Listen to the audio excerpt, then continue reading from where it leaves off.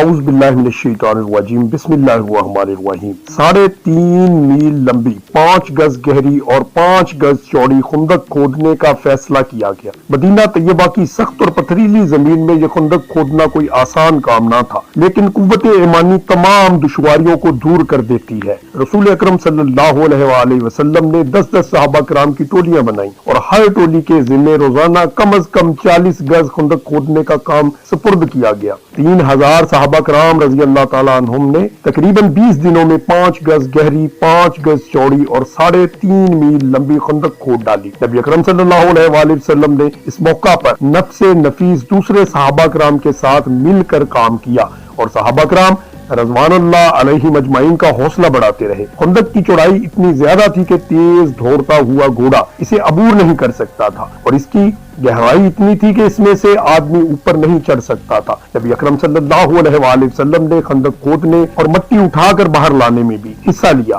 خندق کھودنے والوں کو ہدایت بھی دیتے تھے اور کوئی مشکل پیش آ جاتی تو اسے دور بھی فرما دیتے تھے۔ ایک دن حضرت سلیمان فارسی رضی اللہ تعالیٰ عنہ اور ان کے ساتھی خندق کھود رہے تھے کہ نیچے سے ایک چٹان آ گئی۔ انہوں نے بہت کوشش کی مگر چٹان نہیں ٹوٹتی تھی۔ نبی اکرم صلی اللہ علیہ وآلہ وسلم کو جب اس کے متعلق بتایا گیا تو آپ صلی اللہ علیہ وآلہ وسلم نے کدال لے کر چٹان پہ 3 ضربیں لگائیں۔ تینوں مرتبہ آپ صلی اللہ علیہ وآلہ وسلم کی ضرب سے چٹان سے تیز روشنی نکلی اور وہ چٹان ٹوٹ گئی۔ حضرت سلیمان فارسی رضی اللہ تعالیٰ نے پوچھا، رسول اللہ صلی اللہ علیہ وآلہ وسلم میرے ماں باپ آپ پر قربان، جب آپ صلی اللہ علیہ وآلہ وسلم ضرب لگاتے تھے تو روشنی کی چمک کیوں پیدا ہوتی؟ یہ کیا چیز تھی؟ تو آپ صلی اللہ علیہ وآلہ وسلم نے فرمایا کہ پہلی چمک میں اللہ تعالیٰ نے ہمیں شام فتح ہونے کی بشارت دی، دوسری چمک میں فارس فتح ہونے کی بشارت دی تھی، اور تیسری چمک میں یمن فتح ہونے کی بشارت دی تھی۔ بعد میں حضرت عمر فاروق رضی اللہ تعالیٰ عنہ اور حضرت عثمان رضی اللہ تعالیٰ عنہ کے عہد حکومت میں یہ علاقے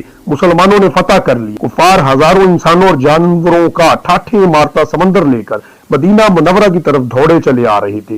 ایک طوفان تھا جو اونگا چلا آ رہا تھا۔ اتنا بڑا لشکر اب تک اہل عرب کی آنکھوں نے نہ دیکھا تھا۔ دشمن پوری قوت اور تیز رفتاری سے آگے بڑھتا چلا آ رہا تھا، لیکن جب یہ لشکر مدینہ کے قریب پہنچا تو کفار کی فوج کے سپہ سالار حیران رہ گئے کہ ان کے آگے 3.5 میل لمبی 5 گز گہری اور 5 گز چوڑی ایک بہت بڑی خندق حائل ہے جو مسلمانوں نے شہر کی حفاظت کی غرض کے لیے کھود رکھی تھی۔ وہ حفاظت کی اس نئی تدبیر پر حیرت زدہ رہ گئے کہ اب تک عرب میں خندق کھودنے کا کوئی تصور ہی نہیں تھا۔ مجبوراً انہیں رکنا پڑا اور انہوں نے خندق کی دوسری طرف پڑاؤ ڈال دیا۔ مشرکین کے سپہ سالار ابو سفیان نے مختلف سرداروں کے ہمراہ خندق کا جائزہ لیا۔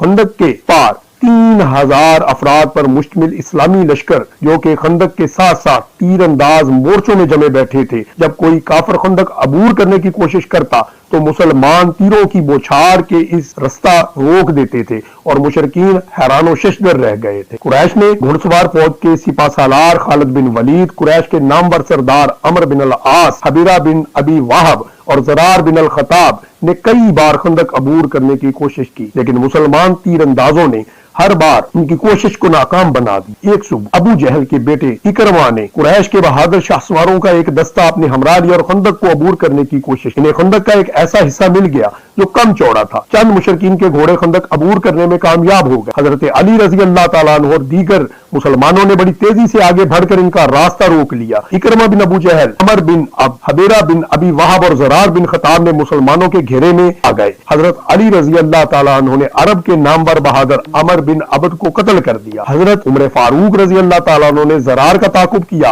اور اکرمہ بن ابو جہل اپنا نیزہ چھوڑ کر بھاگ گیا۔ نوفل بن عبداللہ گھوڑا دوڑاتا ہوا خندق میں گر گیا اور حضرت علی رضی اللہ تعالیٰ عنہ نے خندق میں اتر کر اس کا کام تمام کر دیا۔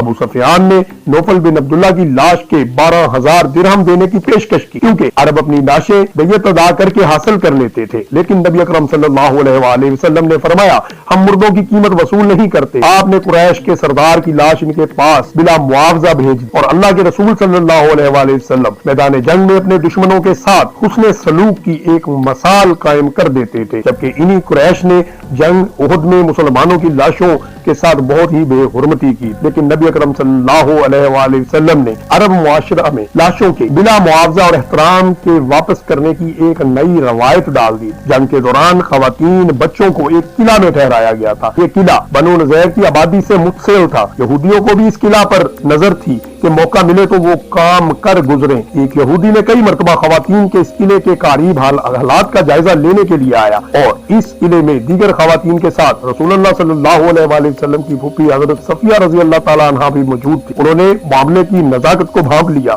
اور لکڑی کا ایک لٹ اٹھا کر اس یہودی کے سر پر اس زور سے مارا کہ وہ وہیں ڈھیر ہو گیا۔ اس کے بعد اس نے اس کے ہتھیار اتار لیے اور اس کا سر قلم کر کے نیچے یہودیوں کی طرف پھینک دیا۔ دیگر یہودی یہ سمجھ کے کہ یہاں بھی مسلمانوں کی فوج موجود ہے وہاں سے بھاگ کھڑے ہوئے اور پھر کبھی اس طرف کا رخ نہیں کیا۔ اب ابو سفیان نے نئی منصوبہ بندی کی۔ اس نے حملہ کرنے والے لشکر کو 3 حصوں میں تقسیم کیا۔ بنی سعد بنی دینار کے لشکر کا سپہ سالار ابن اور اسلمی کو مقرر کیا اور حارث بن عوف مزنی کو اس کا معاون مقرر کر کے انہیں وادی کے بالائی حصے سے خندق کی چڑھائی کرنے کا حکم دے دیا۔ عتبہ بن حسن کے پاس بنی فزارہ اور طلحہ بن خویلد کے پاس بنی اسد کی کمان تھی۔ ان دونوں نے لشکروں کو خندق کے درمیانی حصہ پر چڑھائی کرنے کا حکم دیا اور وادی کے زیری حصے سے خندق پر چڑھائی قریش مکہ کے لشکر نے اپنے ذمے لے لی تھی۔ یوں ہی آفتاب طلوع ہوا، کفار کی 10,000 سے زائد افواج نے 3 حصوں میں تقسیم ہو کر مدینہ کی 3 اطراف سے اس زور و شور سے حملہ کیا کہ مدینے کی زمین دہل گئی۔ کفار نے مختلف اطراف سے خندق پر یلغار کر دی اور وہ تیر اور پتھر برساتے ہوئے خندق کی طرف بڑھنے لگے۔ مشرکین کے ہزاروں گھڑ سوار خندق کو عبور کرنے کی کوشش کرنے لگے۔ اس طرف 10 سے 20 ہزار تک مشرک اور یہودی تھے، دوسری طرف 3,000 مسلمان جو 3.5 میل لمبی خندق کے ساتھ ساتھ بکھرے ہوئے تھے۔ صبح سے غروب آفتاب تک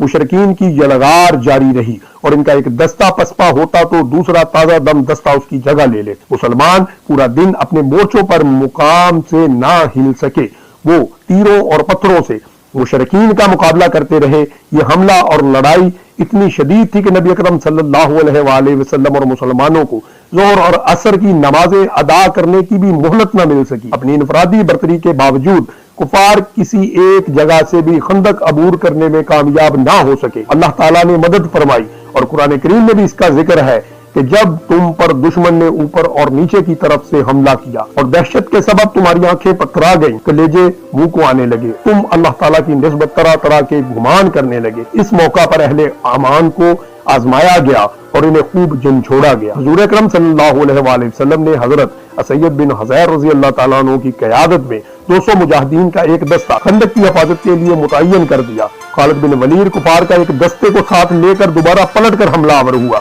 لیکن 200 مجاہدین نے تیروں کی زبردست بارش کر کے انہیں بھاگ جانے پر مجبور کر دیا۔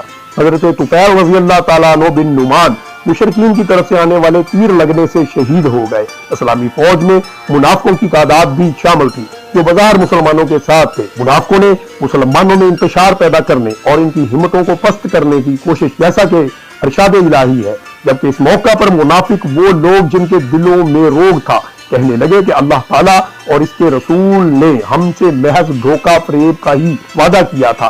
اس آیت کی تفسیر میں لکھا ہے کہ تقریباً 70 منافقین ایسے تھے جن کی زبانوں پر وہ بات آ گئی تھی جو ان کے دلوں میں تھی کہ اللہ تعالیٰ کی طرف سے مدد اور فتح کا وعدہ محض ایک فریب ہے۔ مسلمانوں میں انتشار پیدا کرنے کے لیے منافقوں نے مزید کہا، جب ان کی ایک جماعت کہتی تھی کہ اے یثرب والو، تمہارے لیے اب یہاں ٹھہرنا ممکن نہیں، لہٰذا اب لوٹ چلو۔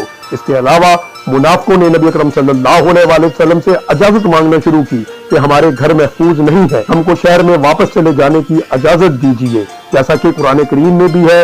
ان میں سے ایک گروہ نبی اکرم صلی اللہ علیہ وآلہ وسلم سے یہ کہتے ہوئے اجازت چاہنے لگا کہ ہمارے گھر بالکل غیر محفوظ ہیں، حالانکہ وہ غیر محفوظ نہ تھے، ان کا یہ بہانہ صرف بھاگنے کے لیے تھا۔ اس کے بعد 1 ہجری کے بیساکھ مدینہ معاہدے کے مطابق یہود کے قبیلہ بنو قریظہ کا فرض تھا کہ وہ مدینہ کے دفاع کے لیے مسلمانوں سے تعاون کریں۔ شروع میں بظاہر ان کا رویہ درست تھا، لیکن جو محاصرہ طول پڑتا گیا اور مسلمانوں کی مشکلات میں اضافہ ہوتا گیا، وہ بھی حملہ آور یہودیوں سے ساز باز کرنے لگے۔ رسول اللہ صلی اللہ علیہ وآلہ وسلم نے دشمن کے اتحاد میں دراڑیں ڈالنے کا امکان کا جائزہ بھی لیا۔ حی بن اخطب بنو غطفان کی خیبر کی کھجوروں کا نصف حصہ دینے کا وعدہ کر کے اپنے ساتھ اتحاد میں شامل کیا تھا۔ اس لحاظ سے بنو غطفان کی حیثیت کرایہ کے سپاہیوں کی تھی۔ جب بنو قریظہ نے غداری کر کے کفار کا ساتھ دینے کا فیصلہ کیا تو رسول اکرم صلی اللہ علیہ وآلہ وسلم نے بنو غطفان کو اتحاد سے علیحدہ کرنے کا منصوبہ بنایا اور خفیہ ایلچیوں کے ذریعے سے مذاکرات کروائے۔ बनु गतफान का सिपा सलार और बनु मरा का सिपा सलार हारिस बिन औफ इस बात पर राजी हो गए कि अगर मदीना की खजूरों की फसल का 1/3 इन्हें दे दिया जाए तो वो तहादी अफवाज से अलहदा हो के अपने लश्करों समेत वापस चले जाएंगे। हाई बिन अख्तब की चाल के जवाब में ये बेहतरीन चाल थी। इस मुआहदा के तहरीरी दस्तावेज तैयार हो गई, लेकिन इस पर मोहर सिबत करने से पहले नबी अकरम सल्लल्लाहु अलैहि वसल्लम ने अंसार मदीना के सरदारों हजरत साद बिन मुआज रजी अल्लाह ताला अन्हु और साद बिन अबादा रजी अल्लाह ताला अन्हु से मशवरा करके इनको एतमाद में लेना जरूरी समझा। आप सल्लल्लाहु अलैहि वसल्लम ने अंसार के दोनों सरदारों को बुलाया और अपनी तजवीज से आगाह किया और इनकी राय तलब की। उन्होंने अर्ज किया कि या रसूल अल्लाह सल्लल्लाहु अलैहि वसल्लम, अगर ये अल्लाह का हुक्म है तो इस पर अमल करना लाजम है, या ये ऐसा मामला है जो आप सल्लल्लाहु अलैहि वसल्लम को पसंद है, क्या आप सल्लल्लाहु अलैहि वसल्लम ये मुआहदा हमारी खातिर करना चाहते हैं? आप सल्लल्लाहु अलैहि वसल्लम ने फरमाया, ये मेरी जाती राय है। सारा अरब तुम्हारे खिलाफ हर तरफ से चढ़ कर आया है, मैं चाहता हूं कि इनके इत्तेहाद में दरार डाल दी। दोस्तों, कुफार के इतने बड़े लश्कर के बावजूद वो मुसलमानों का कुछ नहीं बिगाड़ सके। मुसलमानों ने किस तरह से उन पर काबू पाया, ये जानने के लिए हमारी अगली किस्त को जरूर मुलाहिजा कीजिएगा और हमारे चैनल वरस्टाइल टीवी को सब्सक्राइब कर दें और बेल आइकॉन को भी दबा दें ताकि हमारी नई आने वाली हर इस्लामी और तारीखी वीडियो का नोटिफिकेशन आपको मौसूल होता रहे। शुक्रिया।